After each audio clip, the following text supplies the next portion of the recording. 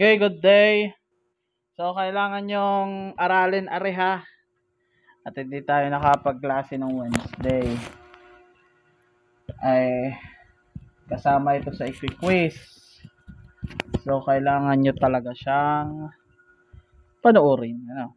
Okay. Actually, madali lang naman din to para lang kayo nag-i-inverse ng matrix. Yan. Okay? Ang plano sana natin, Wednesday ito i-discuss. Kaya lang, hindi naman tayo ready nun, biglaan. Hindi ako nakapag-send agad nitong video. Tsaka bawal din naman mag-online class dahil asynchronous daw. Ayan. So, ihabol na lang natin since Monday naman dapat may iiwanan din kayong gawain since wala kami. O, dito na lang yung gawin ninyo. Ano? Okay. So, this is the last topic for midterm. This is entitled as Gaussian elimination. Ano? Okay, or Gaussian elimination. Yeah. This technique or method is named after Carl Friedrich Gauss. No? Napakaraming contribution niya sa mathematics, sa engineering. Okay? And this method is used to solve system of linear equations. So just like the Cramer's rule, we can use this para mag-solve ng mga linear equations. No? Okay? And ang ginagamit nitong method na to is yung tinatawag natin na augmented matrix. So, yung augmented matrix, na-encounter nyo naman na yan, yan yung ginagawa natin sa inverse of matrix, yung isang method, na kung saan pinagdidikit natin yung identity matrix at saka yung regional matrix. Tapos, nagmo-modify tayo ng mga row para maging identity yung original matrix. So, babaliktad yun na yung inverse. No? Dito, ganun din. Kaya lang, ang target natin ngayon is yung row echelon form lang. Ano yung row echelon form? Parang ito'y kalahati ng identity matrix. Ano? So, yung row echelon form ay yung nakalagay dito. Yan. Papansin nyo, yung diagonal is 1. Itong nasa babang element is puro 0. At saka itong sa taas na element, yung ABC, kahit anong number niya. Basta ang kailangan lang is ma-0 itong nasa ilalim. Yan. So, dito sa Gaussian elimination, mapansin nyo rin, no? Pagdidikitin daw yung constant at coefficient terms. Tapos gagawin mo sila as augmented matrix. Yan. So, nagsulat na ako rito ng form. Let's say na yung mga A is coefficient of X, B is the coefficient of Y, C is the coefficient of Z. Then, yun din natin yung mga constant term. Yan. Pinagdikit na sila. Ito yung augmented matrix. Now, the concept here is, ito daw, coefficient matrix ay gagawin mong ganitong form. Row echelon. Now, okay, yung kalahati ay 0, yung sa taas ay any number, and then yung diagonal is 1. Di syempre, habang nagmamodify ka, maapektuhan ngayon itong mga constant terms mo. Then, once na naging row echelon form na siya, you can just use this kasi ito, coefficient niya is z, di ba? So, 1 times z is z, equal na siya dun sa f constant. Then, similarly, y plus kung ano man yung na-compute mo rito, kung yung negative 2, negative 3, edi yun ang coefficient ng z is equal to e. Tapos, ang pagsusolve mo na rito, pataas. So, yung z, sasubstitute mo rito sa z, makukuha mo yung y. Then, pag meron ka ng z at y, makukuha mo na yung x. Or, kung gusto mo naman, pwede mo siyang idiretso sa reduced REF o yung reduced row echelon form kung tawagin. No. Okay? And basically, yung reduced row echelon form, this is the same as the identity matrix. Yan. Kapag naging ganito na, adi yung una, x is equal to kung ano man to, y is equal dito sa b, and 1 is equal to c. Yan. Kaya lang, palagay ko, mas madali kung itong REF na lang gagamitin natin. No? Kasi itong reduce REF, mapipilitan pa tayo mag-zero ng tatlo. Parang nahihirapan tayo na mag-analyze ng mga i-multiply at i-add minus para ma-modify yung mga row. No? So, kung makakuha kayo nitong kalahati, pwede na yun. Masosolve na yung x, y, and z. Okay, so apply natin sa example yung Gaussian elimination kung paano ba. So, I have here system of linear equation, 3 by 3. Ang unang gagawin, is gumawa ng augmented matrix. So, lalagay lang natin yung coefficient ng x. So, that is 1, 2, and 4. Yung y is 2, negative 1, and 1. Yung z is negative 2, 1, at negative 3. Tapos, ididikit mo lang sa kanya yung constant terms. So, 2, negative 6, negative 8.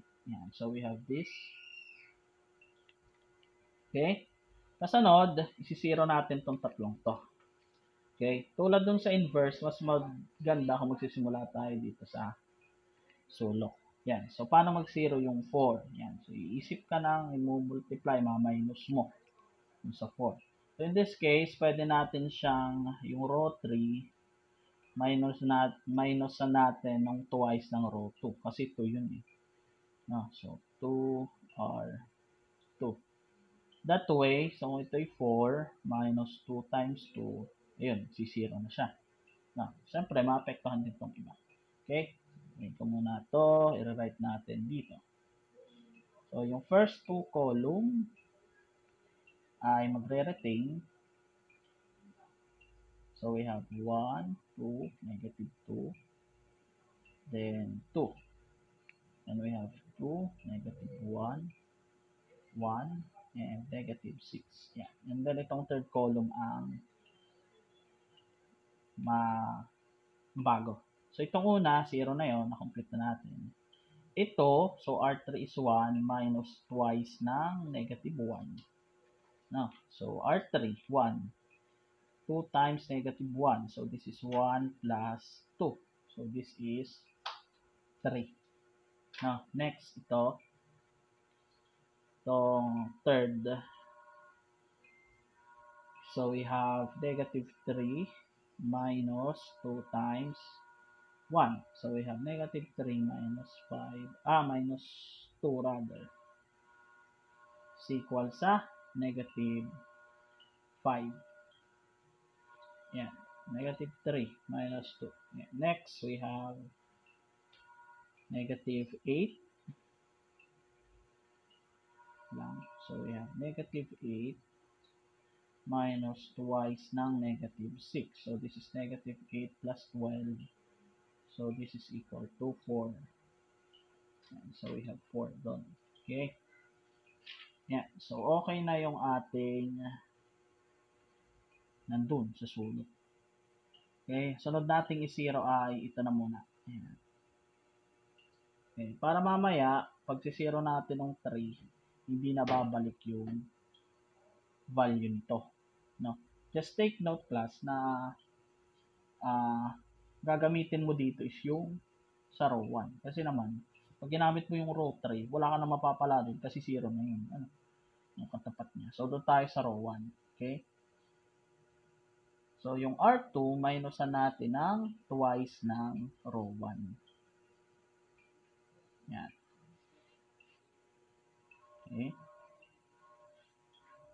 So, we have 1, 2, negative 2, retain yun, tsaka yung sa third row. Okay, dito tayo sa second column. So, 2 minus 2, dito na yung next. Negative 1 minus 2 times 2. So, negative 1 minus 4 is negative 5. Next, palitan lang natin yun. So, negative, R2 is 1 minus 2 times negative 2. So, this is positive 4 plus 1 is 5. Yan. Okay, next, we have 6. Negative 6 minus 2 times 2. So, this is negative 10. Yan, negative 6 minus 4. Yan, negative 10. Okay? Yan. So, bakit to? 0 na dapat to. It should be 0 already. Okay, 0 natin yung 3 sa R3. Na, ang gagamitin natin ay yung R2 at saka R3. Huwag tayong gagamit ng R1 dahil kapag R3 plus R1 ang ginawa natin, magkakavalue uli yung siniro natin kanina. So, mababali, wala yung effort natin. Yan. So, para ma-zero yung R3, rather, para ma-zero itong 3, no? Yung R3, multiply natin sa 5. So, 5R3. Then, plus natin ang thrice ng R2. Okay. So, try natin ha. 5 times 3 plus 3 times negative 5. O, yun. Tama. 15 minus 15. Ay, tama. 0. Okay.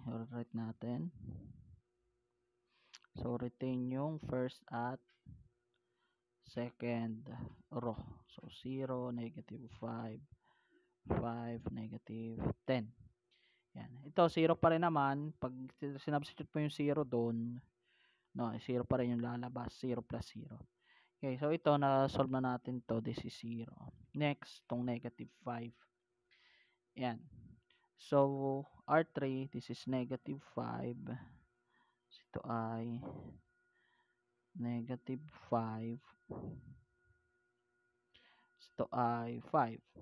So, that is negative 25 plus 15 is negative 10. And lastly, we have yan.